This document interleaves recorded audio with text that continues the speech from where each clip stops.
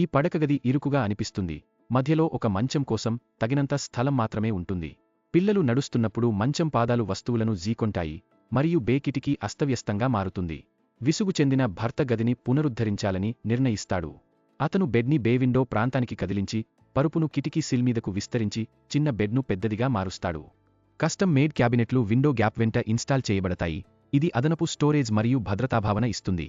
Automated Windows కోసం కర్టెన్లు, సాకెట్లు మరియు మోటారును ఇన్స్టాల్ చేయడానికి విండో స్లాట్లు సవరించినవి. భారీ బెడ్సైడ్ టేబుళ్ల స్థానంలో చెక్క పెట్టెలు, త్రాజుల కింద డ్రాయర్లను కలుపుతారు. కనెక్టెడ్ డెస్క్లను ఏర్పాటు చేశారు. డ్రాయర్లు చిన్న వస్తువులు నిల్వ చేస్తాయి. ఓవర్ హీట్ వాల్ క్యాబినెట్లు ఏర్పాటు చేశారు. పిల్లవాడి పుస్తకాలు చక్కగా నిల్వ చేస్తారు. వార్డ్రోబ్ను తొలగించి ఓవర్ హెడ్ క్యాబినెట్లను సృష్టించారు.